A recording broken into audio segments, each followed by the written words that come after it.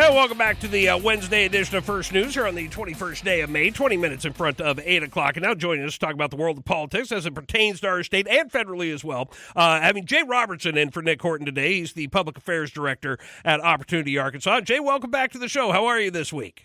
Hey, good morning, Toby. I'm doing well. Thank you for having me. You bet. We appreciate the time. And, Jay, I wanted to start on the federal side for a minute before we get into some things here in the state. But the budget bill that the House is trying to get a vote on this week, one of the big holdups has been Medicaid and then Medicare and how much could be or do people want to cut from the program. President Trump was on Capitol Hill yesterday and said not to cut too deep on Medicaid, if at all. And I know we've talked about what we would like to see here in Arkansas for Medicaid, and obviously disappointed with some of the expansion bills that went through in the last session. But what would you like to see done on the federal side with this budget bill and Medicaid? What's the best route to take here? Yeah, absolutely. It's a big bill, as you've heard, and Yes. there's a lot of moving parts and a lot of pieces in it. When it comes to Medicaid, Arkansas actually has come up in some of the discussion here because one of the things that's been important for the Trump administration as it pertains to Medicaid is a work requirement. Right. And that's something that they're aligned on. And it's not a cut, and that it's a way to help move people out of the program, out of dependence. That's and right. So part of the conversation has been let's institute a nationwide work requirement for able-bodied adults that are on Medicaid. And this is something that's been tried before. In Arkansas, states like Georgia have a work requirement. And you had Trump administration officials publish an op-ed in the New York Times last week, and it was very straightforward. It was signed by RFK, Dr. Oz, Brooke Rollins, and the message is simple. If you want welfare and you can work, you should work. Mm-hmm. It's pretty straightforward. And so where Arkansas plays into this is that you've had a lot of folks in the media who are just trying to smear any efforts to reform this broken welfare program. Yes. Because when Obamacare expanded Medicaid, you all of a sudden had this huge influx of able-bodied adults that are now reliant on Medicaid with no expectation that they work. And although you've had some states try that, there's really been no national push to do it until now. Mm-hmm. And so we're really excited to see this potentially being part of the reconciliation bill. It sounds like Medicaid work requirements are included in the latest version. Yep. But, we put out a statement last week because you're seeing more and more of these folks who are opposed to any sort of reform say that, well, work requirements just don't work. They weren't successful when Arkansas tried it. And it's really a false narrative. And so we spoke up because a lot of this is really based on misinformation from this faulty survey that they actually, Harvard conducted a telephone survey mm-hmm. that interviewed people in Arkansas that were not even subject to work requirements. They did it before the work requirement was even implemented, mm-hmm. had a huge margin of error. And they're simply pointing to that to say, well, it clearly didn't work.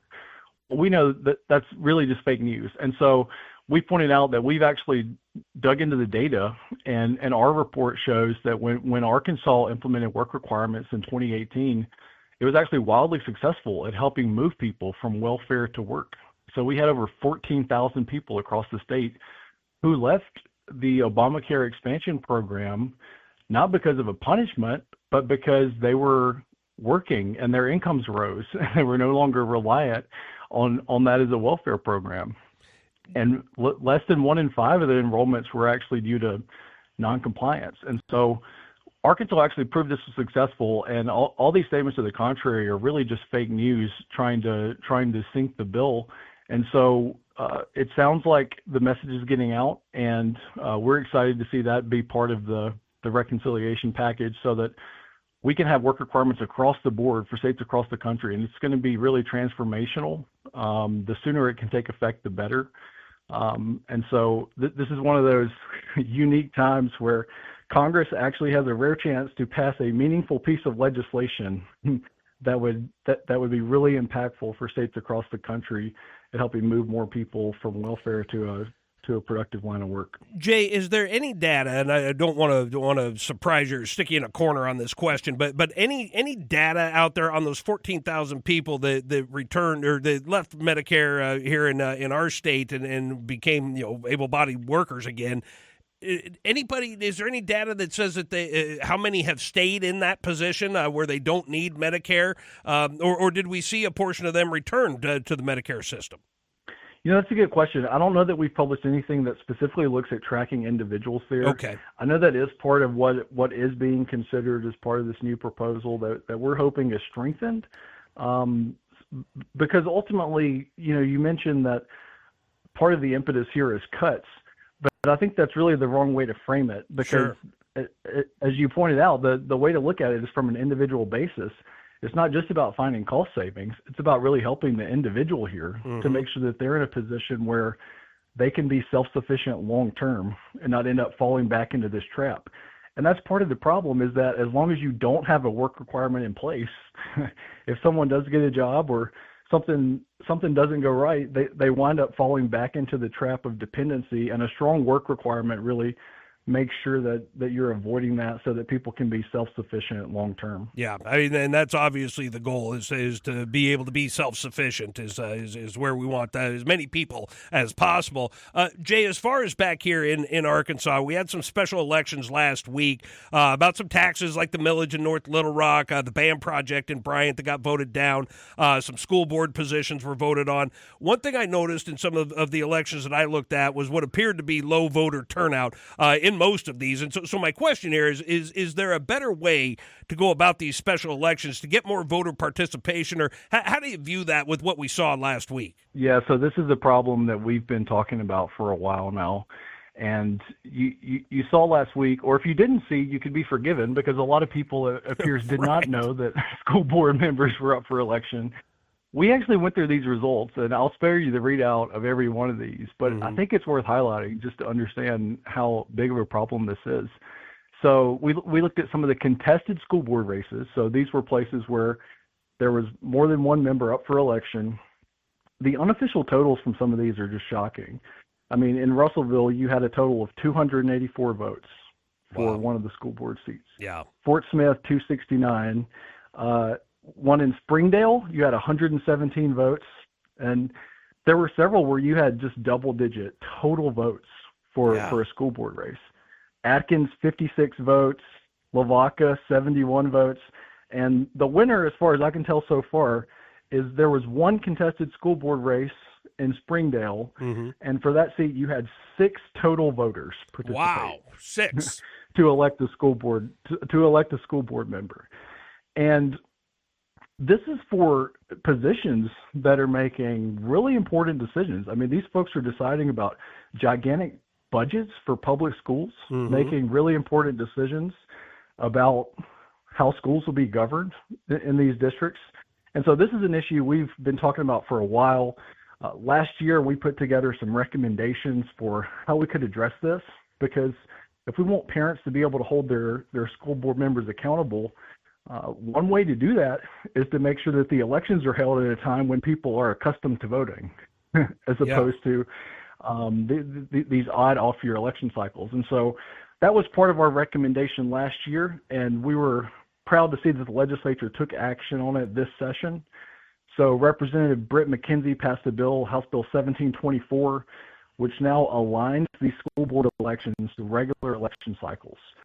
So hopefully this will be the last election where we see that kind of dismal turnout, because going forward, these elections will be held during the preferential primary elections in March. So there was a wider push to standardize a lot of these elections to really boost voter turnout. And so we're going to be tracking that going forward, but it was part of a slate of reforms really that improve accountability for school boards. House Bill 1933 from Representative McCollum sets up a recall process where voters now have the ability to recall school board members. There were bills passed that allow public comment at school board meetings, require school boards to actually post contact info for their members. And so I think we're seeing a greater recognition now that these boards are making important decisions and voters need to be as engaged as possible. So part of the onus is on us as individuals and voters to hold boards accountable. But the other piece is to make sure that the policies align with that, to make it as easy as possible for people to get engaged. Yeah. Well, and so we were really excited to see that this session. Well, and I had some of the people involved in some of these special elections on prior to the elections, and that was one of the questions I asked them: is it hard to get people out to the polls when it's not a normal voting area, of the year? And everybody said yes, and then we saw it in the numbers as those came in last week. Of course, another issue of non-debatable came out this week. Had a great portion of it about the sluggish conservative win rate this year in the legislature for bills that passed and didn't pass, and so that's very interesting. But Jay, one thing that I'm wondering about with non-debatable, I'm wondering what's coming out next with non-debatable, because I'm wondering about the scorecard for each member of the legislature and how they voted this year. Is that going to be coming out soon in one of these issues? Absolutely, very soon, in a matter of days. And so the best way to get that as soon as it comes out is to make sure you're signed up on our website, opportunityarkansas.org. As you mentioned, we saw a lot of good bills die this session. We saw some bad bills passed. Yep. There were some bright spots, like I just mentioned, on the school board reforms. And so there were some good things that happened. But what the scorecard really does is looks through each of these bills and say which were the most impactful, where did they land, and it scores every single member. So you can look and see where your member voted, your representative and your senator voted on each of these bills, and it'll be coming out very, very soon. So I expect the next time we talk, we'll have another update for you there. But yeah, folks want to get that as soon as it comes out. Just make sure you're signed up on our website, and it'll be in inboxes very soon. Yeah, and once again, that's opportunityarkansas.org is where you go to get signed up for that and just see anything that's being worked on by Opportunity Arkansas. But Jay, I always appreciate you stopping by. And of course, we'll do it again next week, but appreciate the time this morning, so thank you. Thank you, Toby. Appreciate you.